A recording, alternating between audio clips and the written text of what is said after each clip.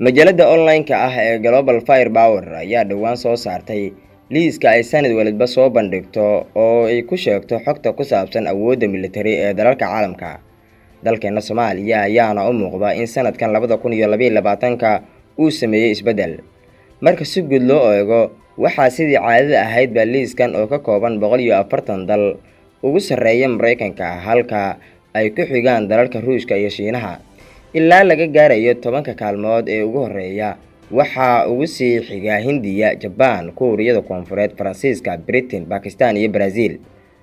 10 kaalmood ee ugu horeeya, isbedelka kaliya ee ka jira waa in Pakistan ay sanadkan ka dulmartay ama ka sare martay dalka Brazil oo sanadkii hore isagu ku horeeyay. Waxaa sidoo kale xusid mudan in awoodda military ee Turkiga uu sanadkan hoos u dhac ku yimid marka la eego liiskan, waxaana ka hormaray 2 dal oo uu ka sarreyn jiray oo kala ah Masar iyo Talyaaniga. Sidaas awgeed, halkii uu Turkigu kaalinta 11aad uu kaga jiray sanadii 2021, hadda waxa uu soo galay kaalinta 13aad, lamana garanayo sababta Turkiga dib u dhac ballaaran uu ugu sameeyay marka loo eego majaaladan kala horeynteeda. Inkastoo la og yahay ciidamada Turkigu in saanad xoogan oo difaac ah oo dalkooda uu soo saaray ay la wareegeen sanadkii dhamaaday ee 2021 oo ay ka mid yihiin diyaarado drones ah oo aad u qalabeysan. Dhanka kale, Israel oo kaalinta 20aad ku jirtay sanadkii la soo dhaafay ayaa hadda waxay noqotay kaalinta 18aad, waxaana bedeshay booskeeda oo gashay Sacuudi Carabiya, taasi oo ka soo degtay kaalinta 17aad oo hore ay ugu jirtay. Sacuudiga waxaa loogu aaneynayaa in booskooda 17aad ay difaacan waayeen oo ay aadeen booska 20aad. Dib u dhac ballaaran waxa uu noqonayaa mid ka yimaada weerarada Xuutiyiinta iyo dagaalka uu kaga jiro dalka Yemen. Sacuudiga oo ah mid uusan ka keenin guulo badan. Soomaaliya oo booska 138aad fadhisa ayaa ka hormartay wadamada Kosovo oo Yurub ah iyo sidoo kale wadanka Bhutan oo ku kala jira kaalmaha 139aad iyo 140aad. Markii hore Soomaaliya waxaa meesha ugu hooseysa uga jirtay liiska caalamka muddo dheer. Sanad kasta ayaana Soomaaliya waxay ahayd dalka ugu hooseeya liiskan oo ahaa 140 wadan. Waxaase muuqata in hadda horumar ay sii sameynayso. Dalal ay ka mid yihiin Turkiga, Mareykanka iyo Qatar ayaana ka qayb qaata dhismaha militariga Soomaaliya iyo tababarkooda. Hase ahaatee, marka la eego dhinaca qaaradda Afrika, Soomaaliya waxay u muuqataa inay sameysay hoos u dhac iyadoo ka hoos martay wadanka Liberia oo ay liiska uga horeysay sanadkii 2021. 36 wadan oo Afrika loogu xushay liiskan ayay meesha ugu dambeysa ka soo gashay Soomaaliya, inkastoo liiska caalamka ay ugu koreyso dalal kale.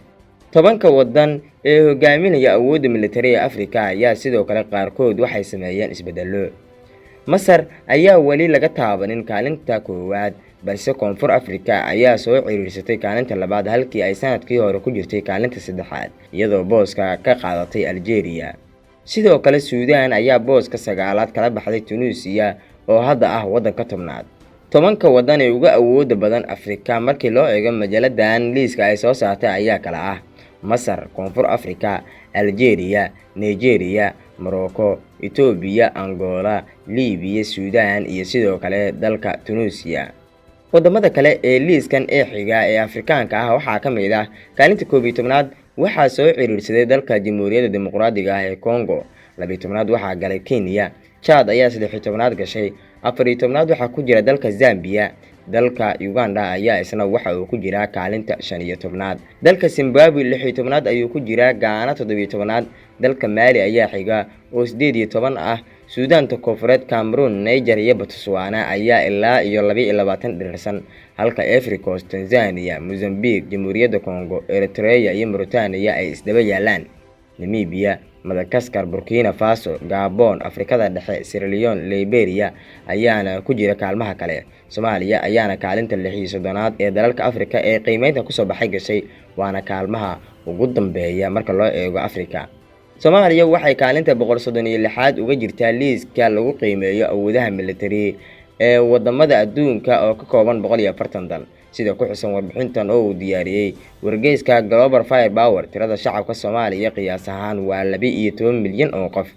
tirada dadka ku biiri kara ciidamada waxaa lagu qiyaasay 2,700,000 oo u dhigma 23% oo kamid ah shacabka guud ee Soomaaliya. Inkastoo meeshaasi ay ka muuqato in laga been sheegay tirada maadaama shacabka Soomaaliyeed boqolkiiba 75 ay yihiin dhalinyaro ka qayb qaadan karta ama ku biiri karta ciidamada xoogga dalka.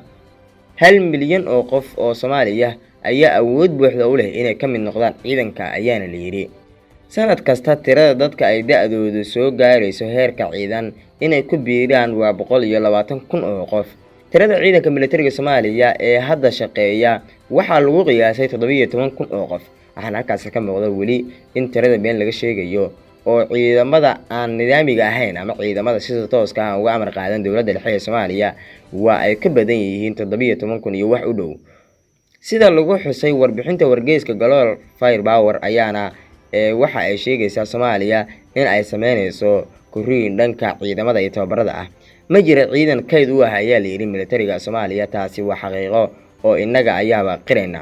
awoodda ciidanka cirka Soomaaliya oo lagu falanqeeyay warbixinta wargeyskan waxaa la yiri Soomaaliya xilligan ma laha awood dhinaca ciidanka cirka ah sida xogtiisa uu ku soo bandhigay wargeyska sanad kasta qiimeeya awoodda militari ee wadamada caalamka. taasi waxay ka dhigan tahay in Soomaaliya aysan lahayn ciidan kuwa cirka ah iyo diyaarado toona. sanadkan waxa uu wargeyska xusay in Soomaaliya aysan haysan taangiyo u diyaarsan balse waxa uu xaqiijiyay in Soomaaliya ay leedahay 65 gawaarida gaashaaman ah. Soomaaliya ma laha madaafiicda iskood isku haga ayuu yiri. taasi waan qiraynaa oo Soomaaliya ma laha gantaalada ama madaafiicda iskood isku haga oo waxaan leenahay madaafiic inta la tuuro qiyaas ahaan dhulka ee halka lagu bartilmaameedsanayo lagu aadiyo. balse haddii aynu sharaxaad ka bixino madaafiicda iskood isku haga waa madaafiic iyaga lagu jiheeyo hadafka balse ahaatee si daqiiq ah ama si toos ah u bartilmaameedsada iyagoo adeegsanaya habab kala duwan oo ay ka mid tahay kaamirada kulka ka shaqeysa ee loo yaqaano thermal camera oo ah kaamiro ku shaqeysa danabka xaraarada ama kulka waxa loo yaqaano. 21 doomood ayaa waxaa la yiri waxa ay sameeyaan kormeerka biyaha joogtada ah marka loo eego ciidamada badda ee Soomaaliya. hantida guud ee ciidanka badda Soomaaliyana waxaa lagu sheegay 3. Soomaaliya ma laha maraakiibta diyaaradaha qaada kuwa wax burburiya, maraakiibta dagaalka ka yar kuwa wax burburiya, kuwa biyaha hoostooda quusa iyo sidoo kale maraakiibta ka ilaaliya badda maraakiibta kale iyo sidoo kale maraakiibta baara miinooyinka. taasina waa xog dhab ah. wax soo saarka saliidda oo la qiimeeyay ma jirto ayaa la yiri wax soo saar saliideed oo Soomaaliya ay sameyso.